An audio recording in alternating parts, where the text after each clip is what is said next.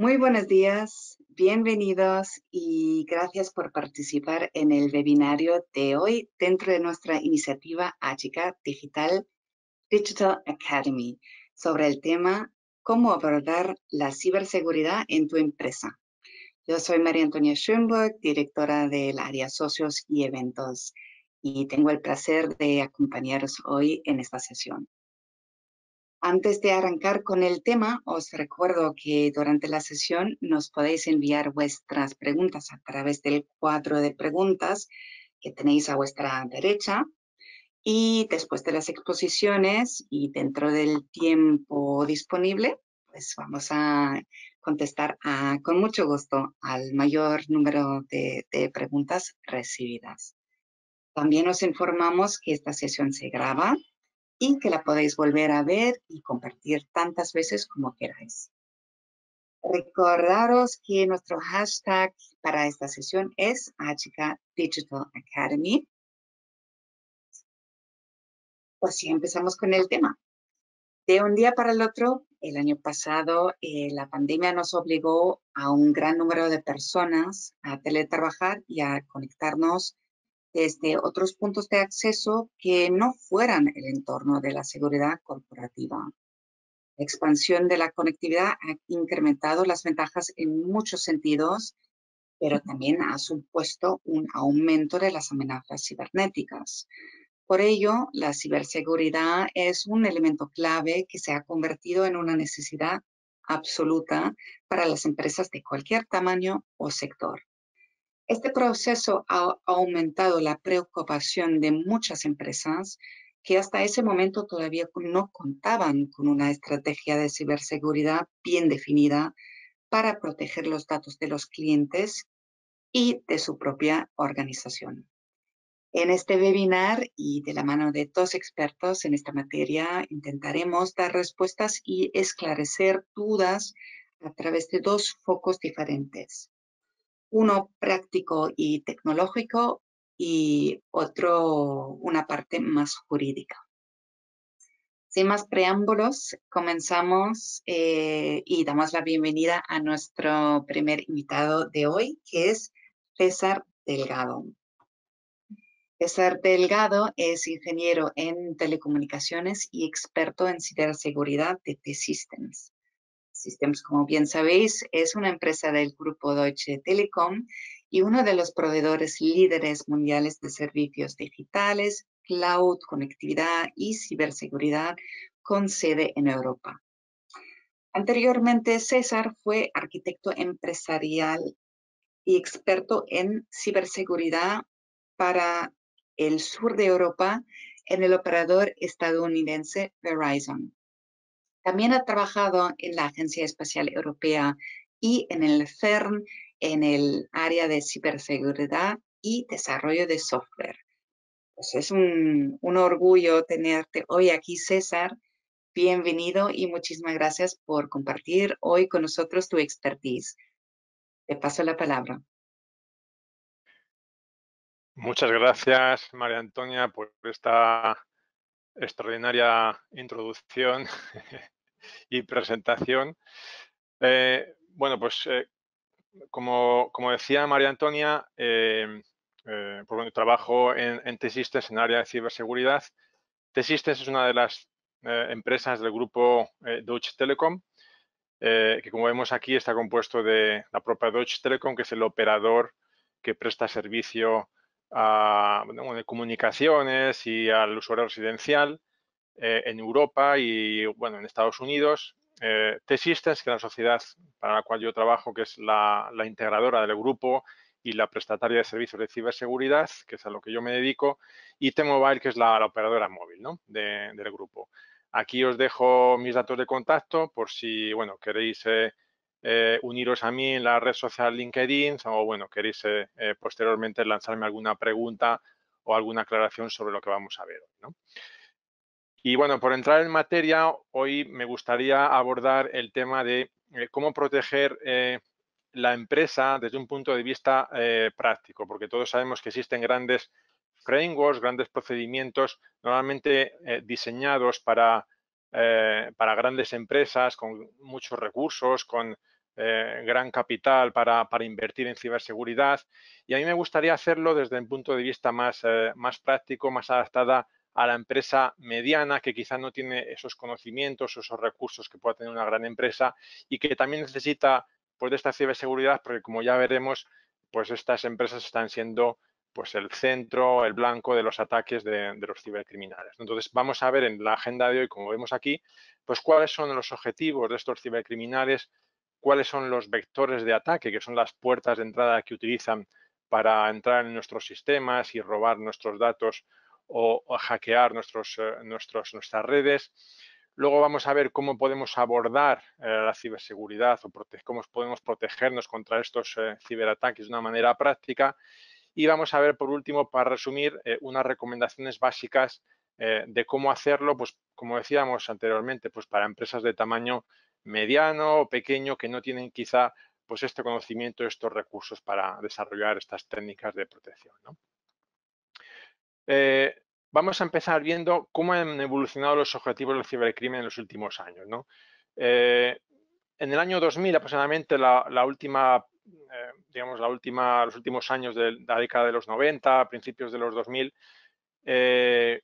digamos que los cibercriminales, buscaban sobre todo el reconocimiento y la reputación. Hemos visto cómo hackeaban webs, por ejemplo, hacktivistas, buscando, por ejemplo, notoriedad, hacían publicidad de sus actos, buscando un poco la fama, ¿no? El reconocimiento de la sociedad de los cibercriminales, del grupo de cibercriminales, que un poco les diera ese prestigio y ese conocimiento entre sus propios compañeros, ¿no?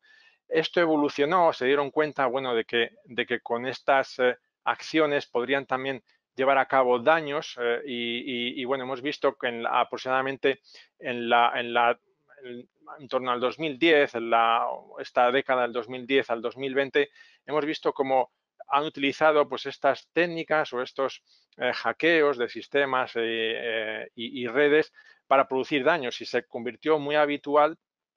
Era muy habitual pues ver ataques de negación de servicio, ¿no? Que lo que buscan precisamente es esto, es tirar abajo los sistemas de las empresas y producir el mayor daño posible, que también a su vez les daba notoriedad, ¿no? Y reputación. Pero lo que es verdad es que en los últimos años el cibercrimen se ha orientado principalmente en la obtención de beneficios económicos, y los ataques de negación de servicio, los ataques destinados a obtener reconocimiento de reputación, pues han pasado quizá a un segundo plano, y ahora la estrella digamos, del cibercrimen es el ransomware, ¿no? Es el secuestro, el cifrado de los datos de las empresas a cambio de un rescate en términos económicos, normalmente mediante el pago en una cantidad de bitcoins, ¿no? Entonces, a medida que ha evolucionado pues, este objetivo del cibercrimen, también los controles, las medidas de ciberseguridad pues, han ido evolucionando, y nos tenemos que ir adaptando pues, a este panorama y a estos ataques y cómo defendernos de ellos, ¿no?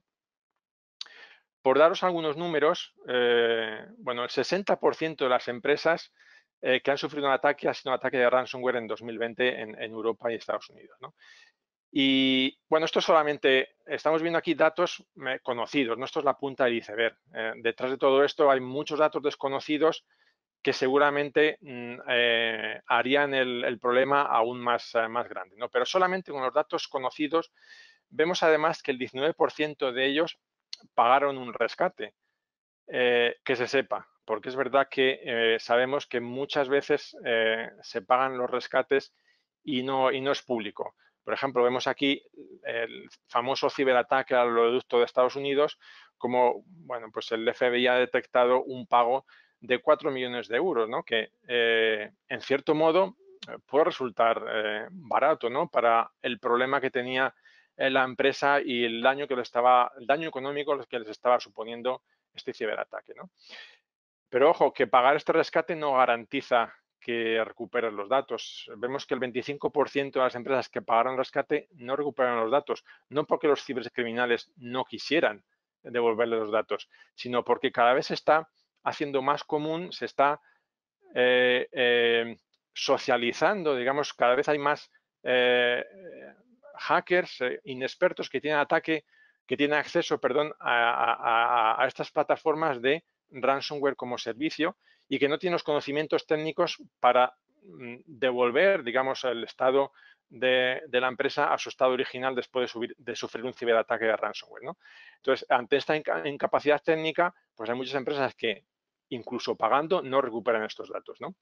Y también vemos, por otro lado, cómo afecta esto a las pymes, ¿no? Y hemos visto que de estos ciberataques, el 43% fue destinado a las pymes y además que el coste medio de un ciberataque es de 70.000 euros, lo cual para muchas empresas supone su desaparición. La desaparición, y de hecho el 60% de las empresas de las pymes que sufren un ciberataque de este tipo desaparecen a los 6 meses de sufrir este ciberataque, ¿no? O sea que vemos aquí un escenario pues bastante complicado y bueno, como digo, para las empresas que quizá no tienen este conocimiento y estos recursos para defenderse, pues el panorama no es muy halagüeño, ¿no? Por decirlo de alguna manera, ¿no? ¿Cómo nos atacan? ¿Qué vectores de entrada o qué puertas de entrada utilizan los malos para atacarnos? Bueno, pues hay todo un universo de modos, de puertas de entrada, de modalidades de introducirse en nuestros sistemas o de robarnos nuestros datos, ¿no? Pero yo destacaría quizá, aquí he puesto con 1, 2 y 3, aquellos que son los más utilizados, digamos, en el entorno, en el tipo de empresa del cual estamos hablando hoy, ¿no? El primero de ellos yo diría que es quizá por los empleados, los propios empleados. Las personas quizás somos el eslabón más débil de esta cadena y los malos lo saben y utilizan pues técnicas de ingeniería social pues para engañar a los empleados y llevarles a cometer determinadas acciones destinadas pues eso, pues a hacer pagos, a revelar información. Y vamos a ver que esto es uno de los puntos que hay que atacar de manera prioritaria, ¿no? El otro quizás es el correo electrónico, quizás muy relacionado con este tema de conocimiento de la tecnología o de la concienciación sobre ciberseguridad, ¿no? Y es que a través del correo electrónico, el correo electrónico es una vía de entrada directa a nuestros sistemas. Te puede enviar un adjunto con un malware y eso va directamente al buzón del usuario final y a su ordenador, a su PC, ¿no? Es la forma más sencilla. Y esto está relacionado también, como decía, con la concienciación, porque es el propio empleado muchas veces el que tiene que ser capaz de detectar pues, que estos correos pues, presentan determinadas anomalías o determinadas indicios que nos hacen pensar que puede ser un correo de phishing, ¿no? Y por otro, digamos que yo en este entorno de empresa diría que las redes y los protocolos. Es muy común, a pesar de que parezca mentira, pues que hay empresas que dejan sus redes Wi-Fi abiertas, por ejemplo, y además que no están luego segmentadas, no tienen entornos separados y alguien que accede a la red Wi-Fi tiene visibilidad pues, de todo el entorno de la compañía, ¿no? Otros vectores son los endpoints, que son los dispositivos del usuario, dispositivos extraíbles que se conectan a nuestros PCs, algo que está muy de moda, los proveedores y partners, lo que es la cadena de suministro, cómo los malos se han dado cuenta de que si una empresa está protegida, es más fácil, digamos, atacar a uno de sus proveedores o a uno de sus colaboradores y entrar a través de este proveedor, ¿no? El Internet de las cosas, el cual está evolucionando a una velocidad exponencial en los últimos años, pues también es un foco. Estos dispositivos que están muy poco, digamos, tienen muy pocas capacidades de protección, pues una puerta de entrada para que los malos, una vez que han accedido a uno de estos dispositivos, tengan visibilidad también del resto de nuestra red y de nuestro entorno, ¿no?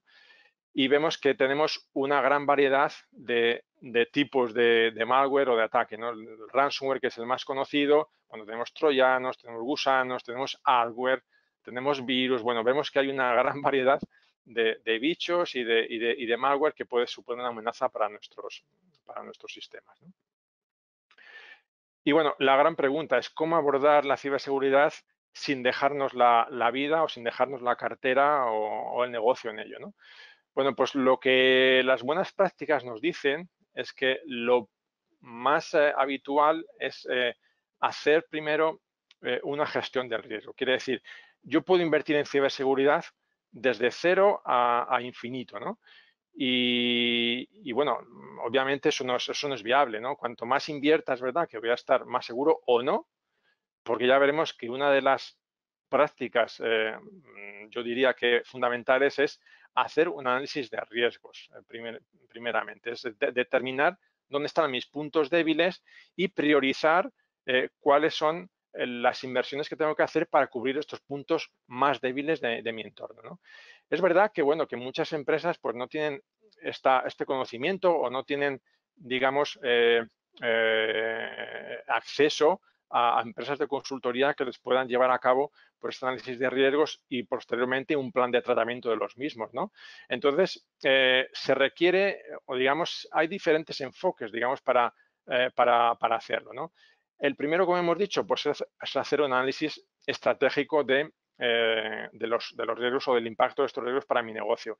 También existe la posibilidad de hacer un análisis técnico, es decir, ver a nivel técnico pues qué vulnerabilidades tengo en mis sistemas o en mis redes y atacarlo desde ese punto de vista.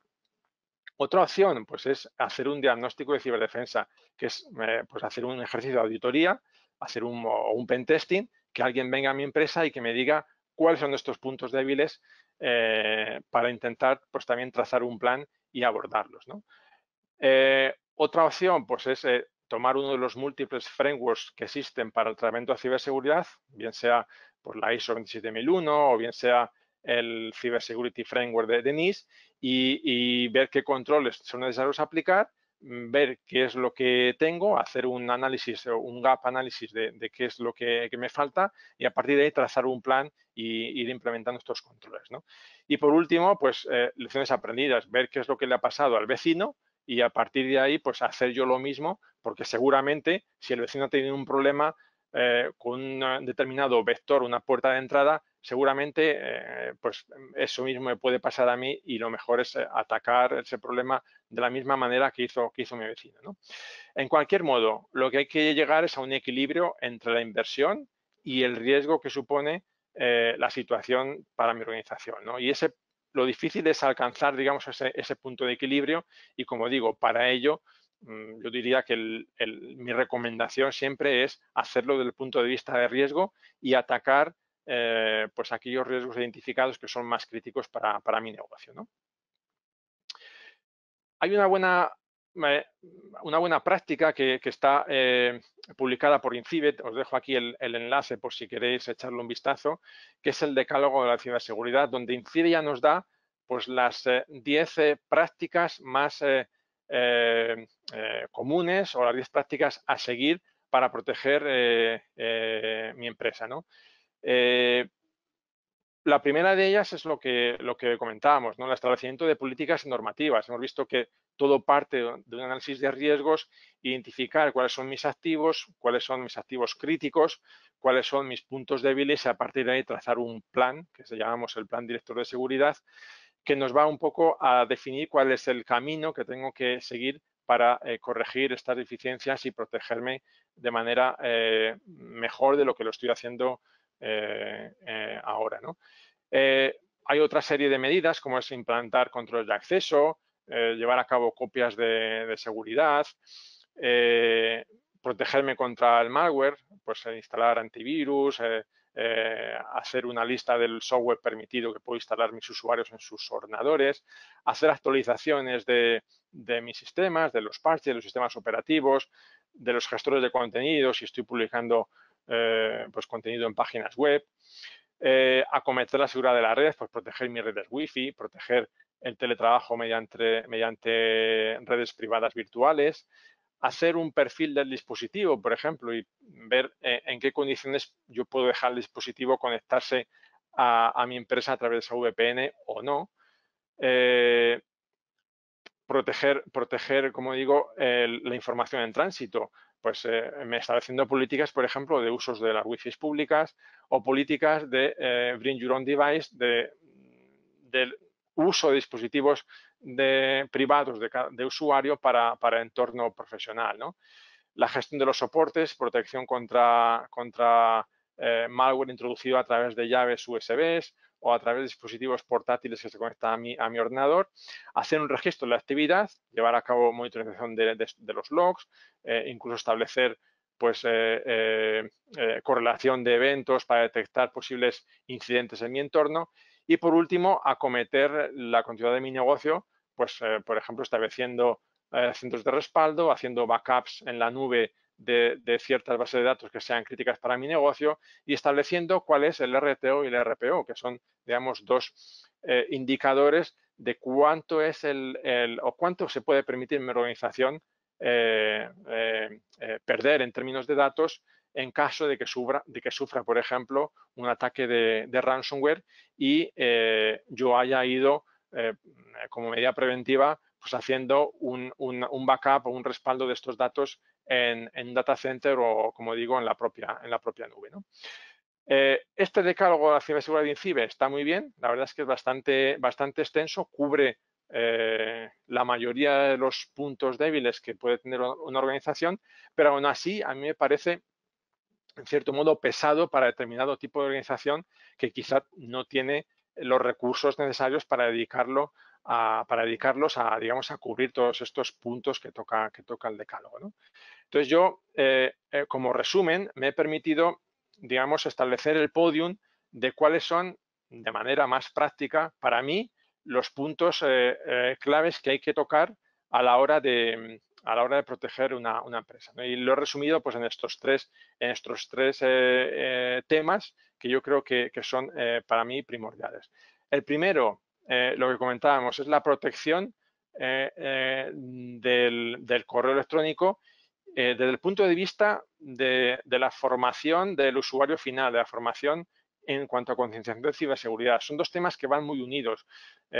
Yo puedo implantar las mejores medidas de seguridad del correo electrónico, implantar un sistema que me detecte ataques de phishing, que me detecte malware que viene dentro del correo electrónico, pero si mi usuario no conoce, digamos, la tipología de los ataques de phishing, no conoce técnicas de ingeniería social que pueden utilizar los hackers, no conoce temas de cumplimiento, de cuáles son los datos que puede compartir con un agente externo o no.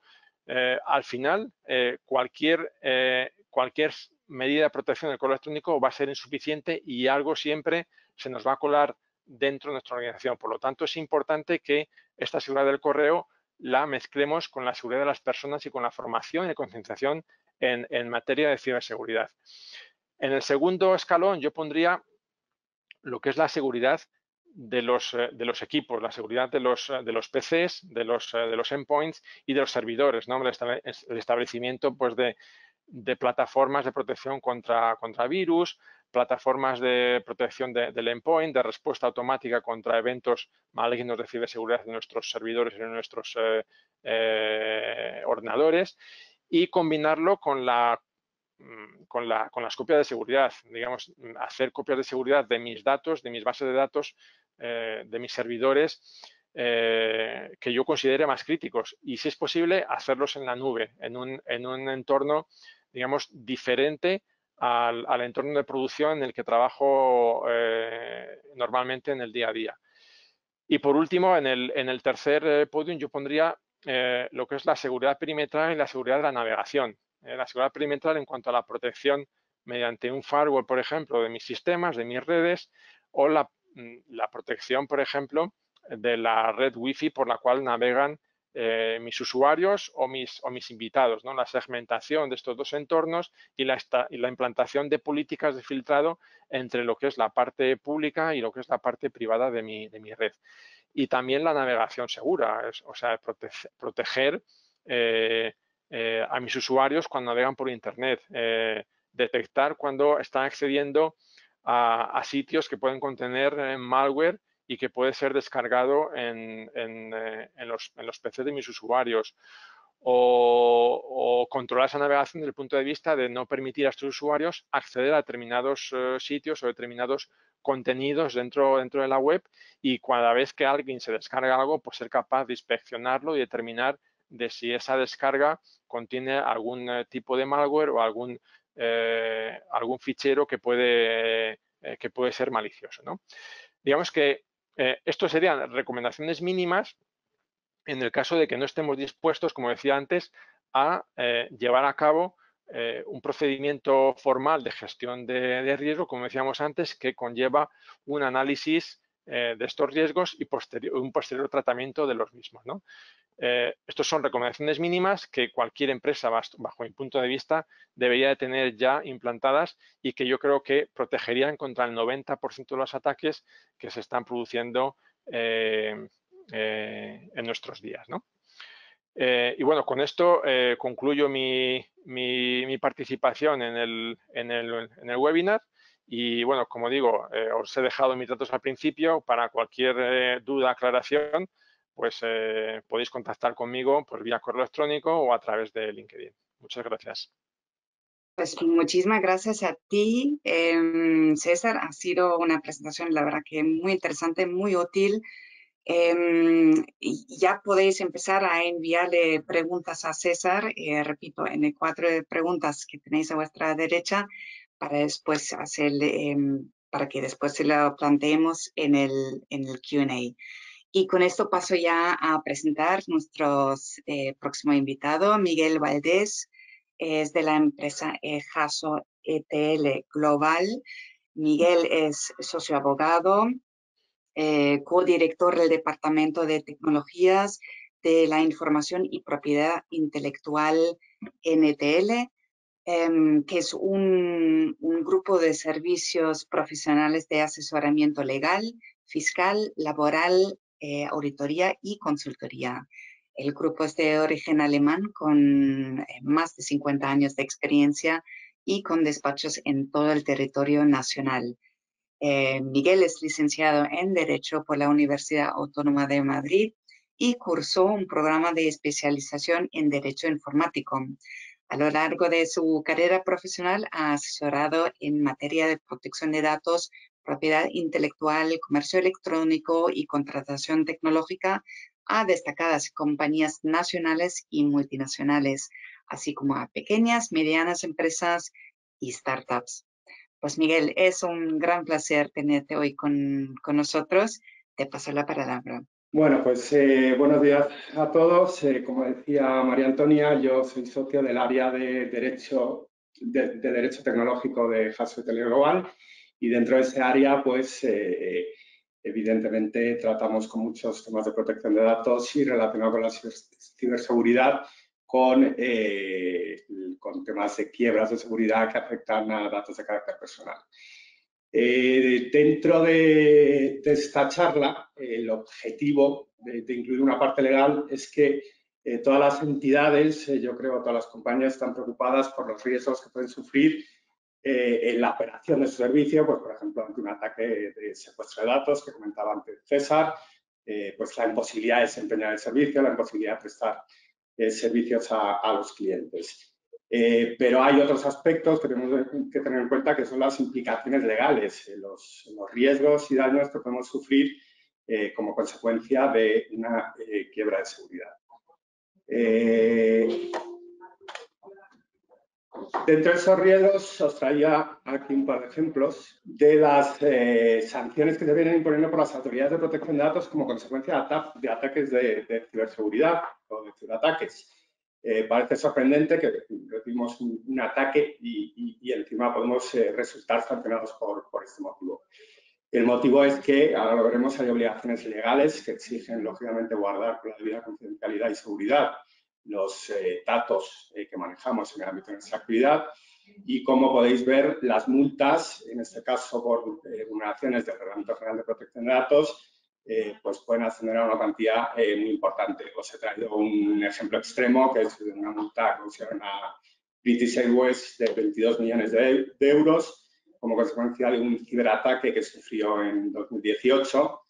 Es un ejemplo extremo porque se recabaron datos financieros de más de 400.000 clientes y British Airways no detectó la incidencia o el ciberataque durante un periodo de 12 meses y además luego no tomó medidas de mitigación más efectivas. Quería decir 2 meses, que no sé si he dicho 12 meses. O sea, el ciberataque duró 2 meses sin que British Airways tuviese constancia. Bueno, pues dada la gravedad de los hechos, le sancionaron con 22 millones.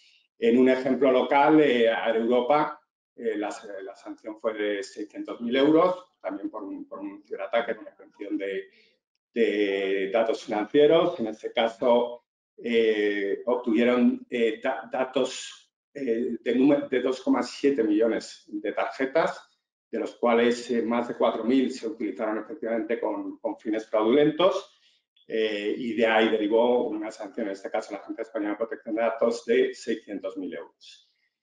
Aparte de las sanciones, ¿qué otros riesgos podemos tener? Pues, lógicamente, la responsabilidad contractual con nuestros clientes, si estamos alojando o manejando datos por cuenta de una tercera empresa y sufrimos un ciberataque, pues tendremos que responder ante esta empresa en el caso de que no hayamos adoptado las medidas suficientes para prevenir el ciberataque. Y responsabilidad civil, lógicamente, directamente frente a los propios interesados. Si tenéis clientes, personas físicas, y hacen uso de una tarjeta que han obtenido a través de un ciberataque en nuestras compañías, pues evidentemente podrán reclamar contra la compañía por los daños que se deriven del uso de la tarjeta. Y bueno, y otro que nunca hay que olvidar, que son los daños reputacionales. Todos estamos acostumbrados a ver casi a diario noticias publicadas sobre ciberataques a empresas, las más conocidas, otras menos, y evidentemente la difusión de esta información pues deriva en daños reputacionales para nuestra compañía. Simplemente deciros el marco normativo que hay, que rige en España sobre seguridad. Tenemos el famoso Reglamento General de Protección de Datos, que es el que vamos a ver un poquito más en detalle, que establece las medidas de seguridad que hay que aplicar cuando tratamos datos personales. Luego está el Real Decreto Ley 12/2018 y un Reglamento de Desarrollo posterior, que lo que vienen es a transponer en España la llamada Directiva NIS, que ante la gravedad y frecuencia que están adquiriendo los ciberataques, lo que se ha pretendido es, en el marco de la Unión Europea, establecer un nivel común de seguridad para los sistemas de información. Esto no aplica normalmente a una pequeña o mediana empresa, aplica a operadores esenciales, ahí tenéis ejemplos, y a proveedores de servicios digitales, y también con excepción de microempresas, etc. Y por último está el Esquema Nacional de Seguridad, que determina las medidas de seguridad que tienen que aplicar las administraciones públicas en el tratamiento de los datos de los ciudadanos y que os puede afectar en la medida que prestéis servicios a una administración pública y tratéis datos por contrario. En otro caso, esta normativa no aplica. ¿Qué es lo que dice el Reglamento General de Protección de Datos? Pues el Reglamento General de Protección de Datos lo que establece es la obligación de adoptar unas medidas apropiadas para garantizar la seguridad en función del riesgo a que estén expuestos los datos. Es decir, no tenemos un catálogo cerrado de medidas de seguridad a implantar. El procedimiento que hay que seguir es, y César hablaba antes de los análisis de riesgos, pues hacer un análisis de riesgos, en este caso orientado a la seguridad con la que alojamos datos de carácter personal, datos de personas físicas, y una vez determinados los riesgos, adoptar las medidas que nosotros consideremos apropiadas. Evidentemente, si luego tenemos un problema de seguridad y no se consideran apropiadas, será susceptible de sanción por parte de la Agencia Española de Protección de Datos. En definitiva, este es un principio de responsabilidad activa en el que el sector privado establece qué medidas quiere determinar y luego la Agencia de Protección de Datos juzga en caso de que haya cualquier tipo de denuncia. Por eso, y aunque evidentemente no siempre todas las empresas disponen de estos recursos, suele ser aconsejable acudir a mecanismos de certificación en seguridad de la información, a las ISO 27000, porque la medida de que se trata de un estándar internacionalmente aceptado, si seguimos este tipo de medidas de seguridad, difícilmente se puede considerar que no son apropiadas para el tratamiento de nuestra información.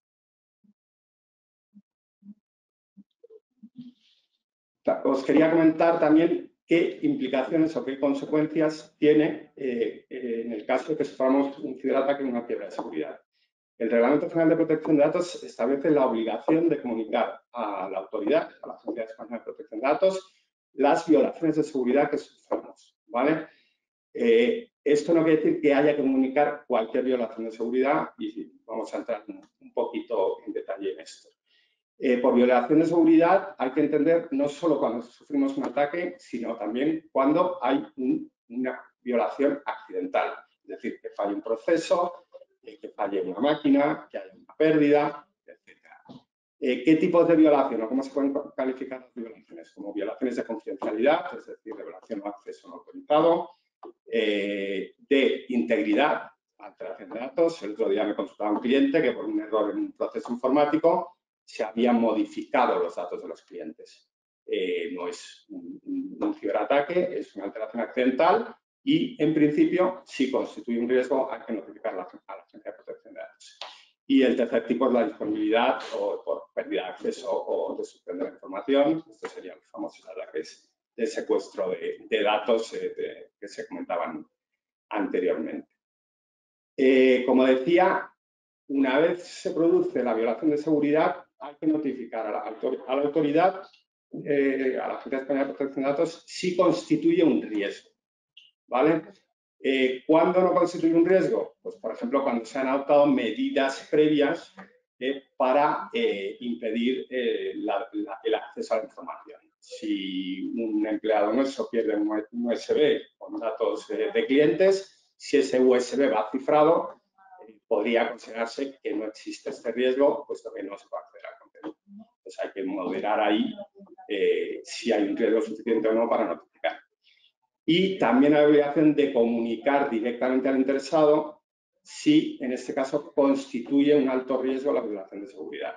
¿En qué está pensando? Pues la comunicación tiene sentido cuando en este caso el interesado puede adoptar también medidas de mitigación.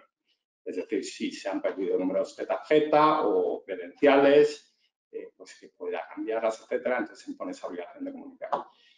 Y el plazo para hacer estas comunicaciones es de 72 horas desde que se tuvo constancia. Ahí hay un tema discutible, es constancia, no es suficiente con la sospecha, tampoco hace falta una certeza. Si seguimos con el ejemplo USB, si el USB no estuviese cifrado, el USB perdido, pues nunca tendremos certezas que un tercero lo ha encontrado accedido, pero hay un grado razonable suficiente como para comunicar la quiebra de seguridad a la Agencia de Protección de Datos. Dicho esto, el año pasado, en 2020, se comunicaron 1.300 quiebras de seguridad a la agencia. El efecto de comunicarlo no es directamente sancionador, sino lo que se pretende es que la agencia también pueda valorar si las medidas de mitigación y las comunicaciones a los interesados son adecuadas, pero de ahí se pueden derivar procedimientos sancionadores. Pues evidentemente hay muchas quiebras de seguridad que no se están notificando, aunque la falta de notificación también en sí es susceptible de sanción si luego se descubre la quiebra. Bueno, para todo esto, dados los plazos, 72 horas y pues, todas las decisiones que hay que tomar, en el Reglamento General de Protección de Datos te exige a las empresas tener un proceso de gestión de incidentes de seguridad, ¿vale? Ahí os he incluido un ejemplo para que sepáis un poco, pues va a servir de referencia, que está publicado por la propia Agencia Española de Protección de Datos. La agencia tiene en su página web una guía sobre quiebras de seguridad que también, si os interesa, podéis consultar directamente. Y ya para terminar, hablábamos antes de la pandemia, hablábamos antes de que uno de los vectores de ataque más comunes son equipos de empleados, cuentas de dirección de correo electrónico de empleados. Pues evidentemente el teletrabajo ha supuesto un incremento de ciberataques y de riesgos de seguridad. Entonces, simplemente en la medida que vayáis a adoptar teletrabajo, cuando volvamos a una situación de normalidad, ya se ha dictado una nueva ley de teletrabajo y ahora se están tramitando modificaciones, pero bueno, tened en cuenta que en el estado actual de la normativa, junto con el acuerdo que hay que firmar específico de teletrabajo, hay que incluir instrucciones precisas sobre el tratamiento de datos personales y instrucciones precisas sobre la seguridad o sobre la normativa de seguridad que tiene que seguir el teletrabajador. Ahí tenéis, bueno, unos ejemplos de instrucciones de protección de datos, de protección del dispositivo y de equipos. Y bueno, yo creo que con esto es suficiente. Por mi parte nada más, con esto termino mi presentación y a vuestra disposición para cualquier pregunta. Pues genial, Miguel, muchísimas gracias. Pues después de lo que habéis comentado los dos sobre los ciberataques y amenazas a los que todos de alguna forma estamos sometidos, ya vemos que es fundamental protegernos y lo que nos alivia un pelín es saber que hay empresas especializadas como las vuestras que nos podéis ayudar y apoyar a limitar hasta cierto punto estos riesgos. De hecho, una correduría de seguros asociada a la Cámara el otro día me comentó que incluso hay seguros para limitar de alguna manera estos riesgos, sobre todo financieros, que pueden pasar cuando hay un ataque de alguna manera. Pues muchísimas gracias a los dos y pasamos a las preguntas. Tengo aquí una que dice, ¿hay sistemas más seguros que otros? No sé quién de vosotros igual es más bien dirigido a César, que nos puede decir algo sobre esto. Sí, bueno, indudablemente hay sistemas más seguros que otros, pero no hay sistema seguro al 100%. Digamos que en ciberseguridad acuñamos mucho el término de defensa por capas. ¿Vale? ¿Qué quiere decir esto? Que cuantas más barreras le ponga al malo, al ciberdelincuente, menos probabilidades tengo de sufrir un ciberataque. Si no hay ninguna barrera, obviamente el sistema es vulnerable y el nivel del ciberatacante que va a poder explotar estas vulnerabilidades va a ser mucho menor que si yo tengo determinadas barreras, si tengo un firewall, si tengo un IPS, si tengo un antivirus, si protejo la navegación por Internet de mis usuarios. Estos son todo barreras que se van acumulando y que van dificultando el ciberataque o la explotación de una determinada vulnerabilidad o un riesgo dentro de mi organización. Entonces, los sistemas son tan seguros como las barreras que yo he puesto delante de ellos para protegerlos, delante de ellos o dentro de ellos, ¿no? Dicho lo cual, repito, no hay sistema que sea 100% seguro. Como digo, es importante hacer un análisis del riesgo que supone ese sistema, de ver cómo de crítico es ese sistema y determinar cuántas medidas y qué medidas tengo que implantar para proteger ese sistema. Cuanto más crítico sea el sistema, más medidas y más inversión tengo que hacer para protegerlo. Pues en esa misma línea viene una pregunta como capa adicional dentro de la estrategia. ¿Tenéis experiencia con alguna compañía que tenga experiencia? ¿Alguna recomendación? Pues no sé, de Systems claramente. Pau nos ha hecho esta pregunta. Pau, ponte en contacto conmigo y te ayudamos a identificar estas empresas que te puedan ayudar. Aquí la siguiente pregunta sería, perdón, César, ¿quieres decir algo? Sí, simplemente apuntar que, o sea, aparte del cumplimiento de las obligaciones legales, que además dependiendo de la capacidad de la compañía, muchas veces en la práctica son difícilmente asumibles, el tema de ciberseguros, como tú comentabas, es fundamental en la estrategia y además nosotros vemos muchos procesos de homologación de proveedores donde ya se exigen directamente para poder trabajar en compañías este tipo de seguros cuando vas a acceder a información propia de ellos. Fenomenal. Gracias, Miguel, por el comentario. Ahora la siguiente pregunta que veo por aquí es, pues una vez que ya hemos sido víctima de un ciberataque, ¿cómo es la mejor forma de resolverlo? O sea, ¿cuál serían, igual como recapitular un poco vuestras presentaciones, cuáles serían los primeros pasos que tengo que hacer? Bueno, pues si quieres empiezo contestando yo. Bueno, lo primero es detectarlo, ser capaz de detectarlo, porque como veíamos antes en el ejemplo que ponía Miguel, hay empresas que aunque sufren un ciberataque no son capaces de detectarlo. Detectarlo, digamos, en las primeras horas, en los primeros días, incluso pasan meses y el ciberataque está latente sin que la empresa lo haya detectado. Entonces, lo primero que tenemos que hacer es detectarlo, ser capaces de identificar que estamos sufriendo un ciberataque. Lo siguiente es evaluar el impacto, ver ese ciberataque, qué daños ha producido, qué sistemas han sido afectados, qué datos han sido afectados, qué personas han sido afectadas incluso. Y una vez que tenemos este contexto, conocemos este contexto de detección del ataque, evaluación del impacto del contexto y de los daños producidos, el siguiente paso, digamos que es restaurar, digamos, o remediar los daños y las consecuencias del ataque, ¿no? Aquí ya, pues va a depender un poco de la predisposición de la empresa, de cuáles son las medidas y los controles de ciberseguridad que tiene implantados, y va a depender un poco pues de esta capacidad de respuesta que tenga la empresa. Cuanto más capacidad de respuesta tenga, más conocimiento, pues tendrá más posibilidades de dar una respuesta rápida y de contener, digamos, este daño.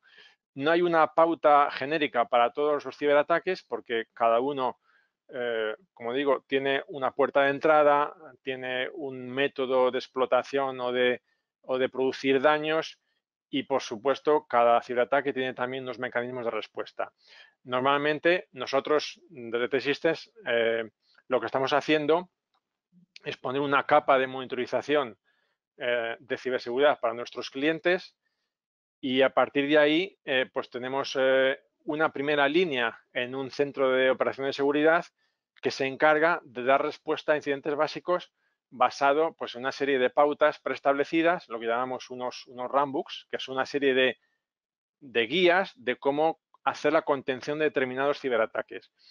Y luego hay un segundo nivel de respuesta, digamos, para ataques más sofisticados que no están, digamos, cubiertos por estas guías que cubren ataques de ciberseguridad frecuentes o básicos, ¿no? Y esta segunda línea de respuesta, pues hay un personal cualificado que hace un estudio específico del ciberincidente y, como veíamos antes en una slide que ha puesto Miguel, pues integrar este equipo de respuesta dentro del mecanismo o del procedimiento de respuesta a incidentes que tenga la organización.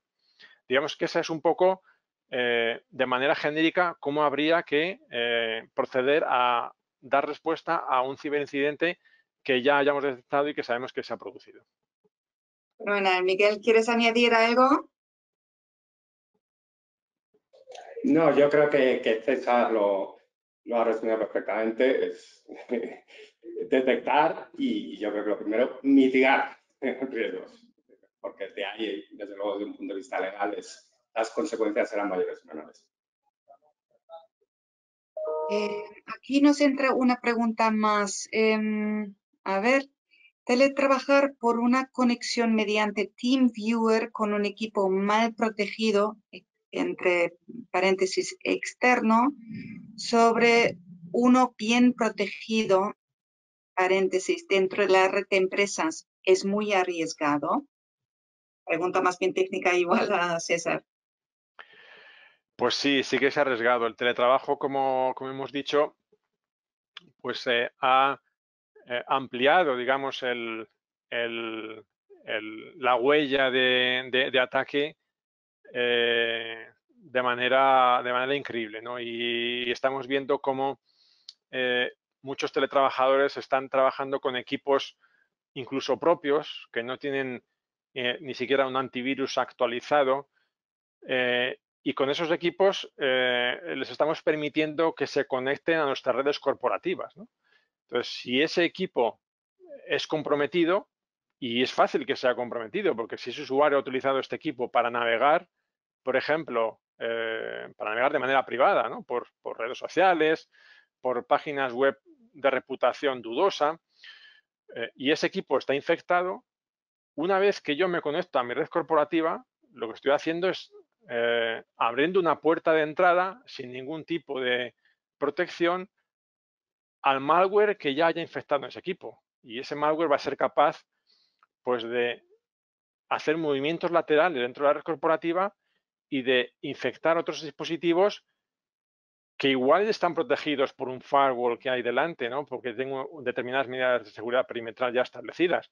Pero obviamente, si le estoy dando una conexión y que está saltándome estas medidas de protección perimetral, pues eso es un gran problema. Y entonces la respuesta, sin lugar a dudas, es sí, es un problema trabajar con equipos desprotegidos y darles acceso a las redes corporativas. A través de TeamViewer, a través de una VPN incluso, a través de cualquier plataforma que consienta que este malware de un equipo comprometido tenga visibilidad del entorno de mi red corporativa. Pues genial. Miguel, ¿alguna cosa que quieres añadir? Bueno,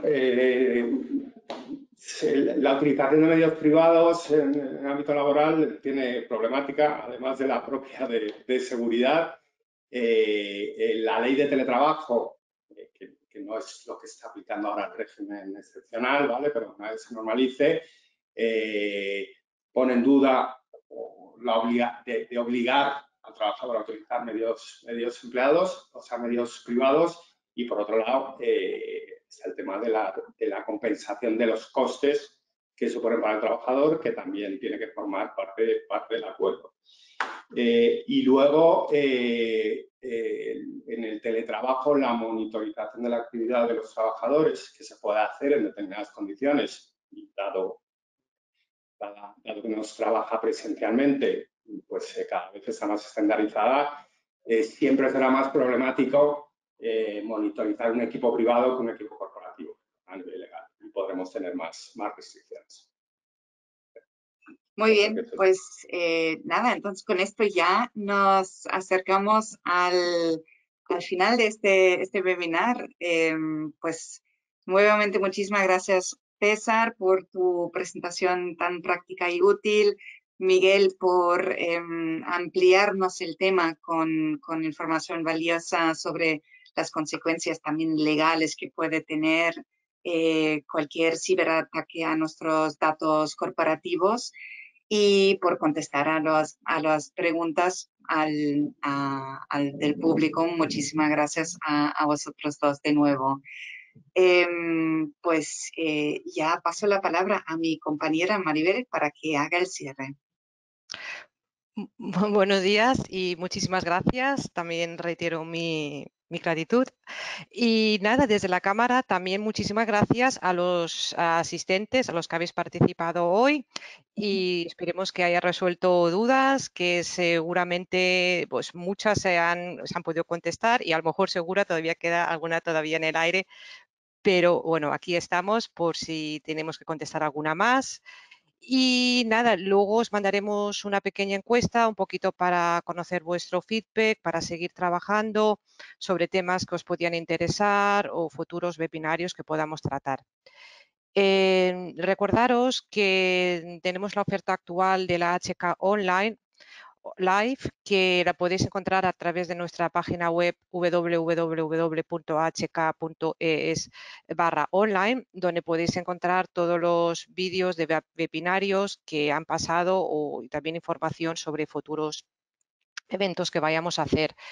Hablando de futuros eventos, ya os emplazamos a los próximos que tenemos. La semana que viene tenemos el 14 de junio a las 6 de la tarde tenemos la Asamblea General Ordinaria de Socios. El 16 y el 17 de junio tenemos a las 9 un curso online sobre SaaS Controlling. Pero anteriormente, esta misma semana, ya os emplazamos también a un evento online que tenemos, que arrancamos otra vez con la HoraCon, y tenemos como invitado especial al Gustavo González, que es el presidente y consejero delegado de Knorr Bremse España. Pues nada más, desde aquí también nos despedimos y muchísimas gracias por vuestra participación y hasta pronto.